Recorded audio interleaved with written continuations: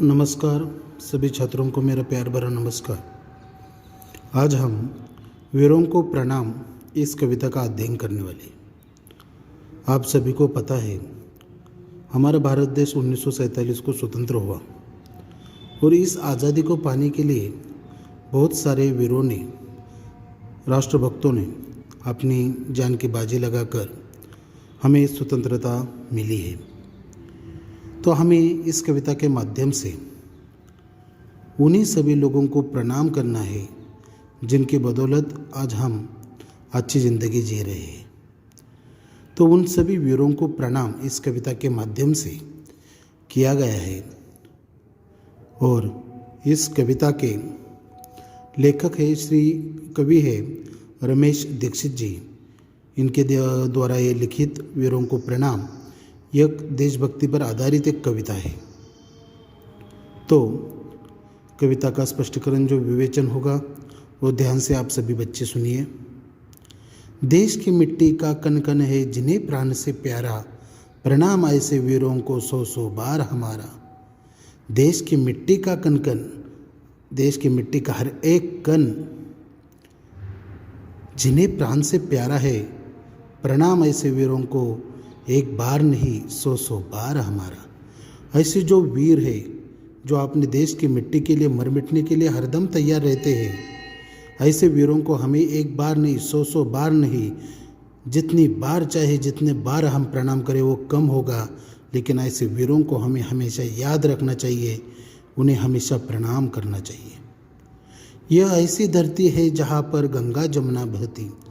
हमारे भारत देश की धरती पावन धरती है और हमारे भारत देश की धरती पर गंगा जमुना यानी यमुना इन जैसी महान नदियाँ बहती रहती है। तो ये ऐसी पावन धरती है हमारे भारत देश की जो हमें अपनेपन का एहसास कराती है। देश पर मर मिटने की हरदम धुन सी रहती। हर किसी के मन में हमारे देश के जो वीर है वो हो। अगर हम जैसे नागरिक हो, सभी को हमेशा अपने देश के प्रति प्यार होता है और हम सभी लोग हर दम हर समय हमारे मन में धुन सी रहती है कि हम अपने देश के लिए कभी भी मर मिटने के लिए तैयार रहते हैं। वीरों के बलिदान से चमका हिंद वतन का तारा। और हम यही जो वीर है जिनके कारण आज हम स्वतंत्र भारत कहलाते हैं हमारा देश, उन सभी वीरों के कारण, उन वीरों के बलिदान से चमका हिंद वतन का तारा। और हमारे हिंद यानी हिंदुस्तान का वतन जो है, उस वतन का तारा आज भी चमक रहा है इन सभी वीरों की बदौलत, जिन्होंने अपने प्राण की परवाह न करते हुए अपने देश के प्रति, अपने मातृभूमि के प्रति, अपने इस देश की मिट्टी के खातिर अपनी जान की बलिदान दी, प्राण को न्यौछावर किया। उन सभी वीरों को हमें एक बार नहीं सौ सौ बार प्रणाम करना चाहिए। और जितनी बार हम प्रणाम करें वो कम होगा, ऐसे उनका पराक्रम है।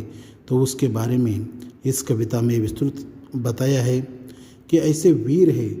हम कितने भी नाम अगर देखा जाए, भगत सिंह हो, राजगुरु हो, सुखदेव हो, चंद्रशेखर आज़ाद जी हो, लोकमान्य तिलक हो, महात्मा गांधी जी हो, कई ऐसे वीर हैं जैसे। और अभी भी हम देश स्वतंत्र हुआ है, लेकिन उसके बावजूद भी हमारे पड़ोसी देशों के साथ, पड़ोसी मुल्कों के साथ जिस प्रकार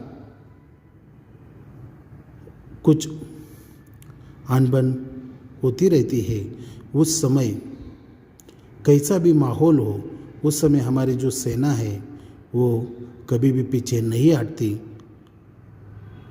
तो ऐसे जो हमारे वीर है और वीरों को हमें हमेशा प्रणाम करना चाहिए। यह आज़ादी नहीं मिली है हमें किसी से भीख में। यह आज़ादी हमें किसी से भीख में नहीं मिली है।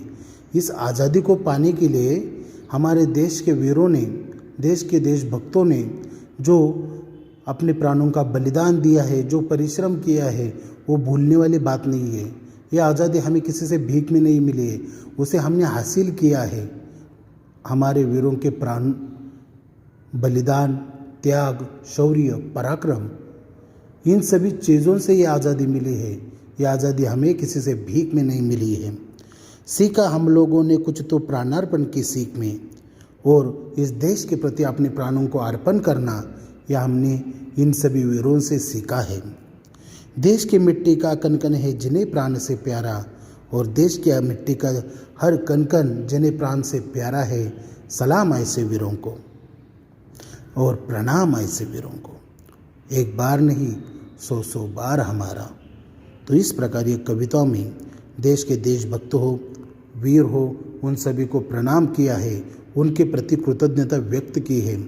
तो हमें भी हमेशा अपने ध्यान में रखना चाहिए, हमारे देश के लिए कुछ ना कुछ करना चाहिए।